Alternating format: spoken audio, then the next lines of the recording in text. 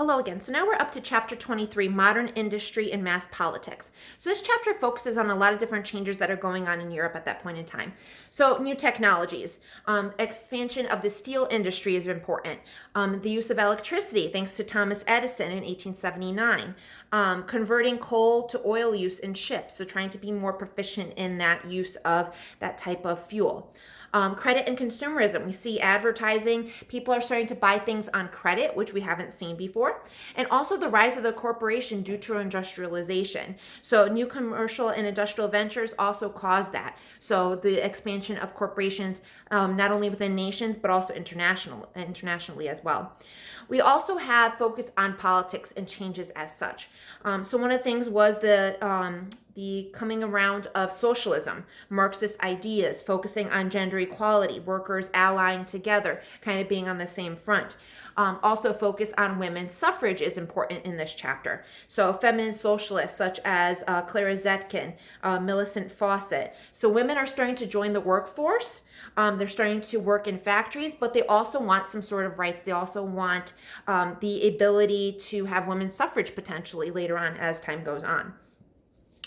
So let's talk a little bit about France. So France is under the Third Republic and, of course, later on the Paris Commune.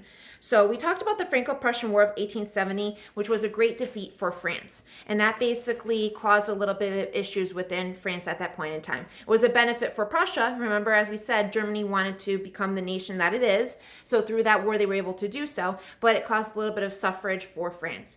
So the city basically created its own municipal government in Paris, the Paris Commune. They wanted to negotiate the armistice after the war, but citizens refused to surrender to the Germans, who basically besieged the city at the time of that war. So it's going to cause, like I said, conflict between, once again, the German nation and, of course, France. The Commune was basically defeated over the course of 50 days. All right. It's going to cause then further issues and animosity between France and Germany. So the book talks about the Dreyfus Affair. So the Dreyfus Affair was in the 1890s, and it basically had to do with anti-Semitism in France. So in 1894, Army officers accused Alfred Dreyfus, who was a Jewish captain, of selling military secrets to Germany. He was convicted and deported to Devil's Island, which is basically in the island of French Guiana. In 1899, Dreyfus was pardoned. So this is one of the first times that we actually see full-on anti-Semitism starting to slowly brew. And this is prior to the First World War and also prior to the Second World War that we'll talk about. Okay? And then we'll talk about the other countries that were kind of affected by, not only the Dreyfus Affair, but what was going on in France. So Germany is still seeking imperial unity, still trying to be the main nation. Britain was faced by party divisions and eventually a conflict with Ireland that was going to come about. Russia was focused on industrialization. They also had pogroms against Jews that were residing in Russia as well. And then in 1905, we have the first Russian Revolution, which we will talk about. So we'll talk about the Bolsheviks and what ended up happening there.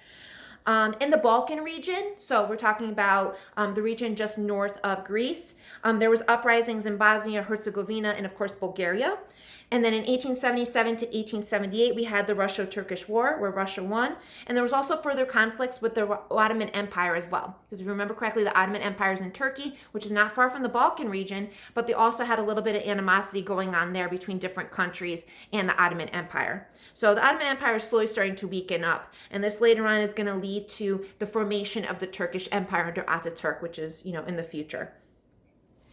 The book also talks about Darwinism and social Darwinism, talks about individuals such as Pavlov, Freud, Nietzsche, artistic innovations as well toward the end of the chapter. So those are things that you can read through to kind of understand their importance. But the main getaway from this is the fact that industrialization is occurring.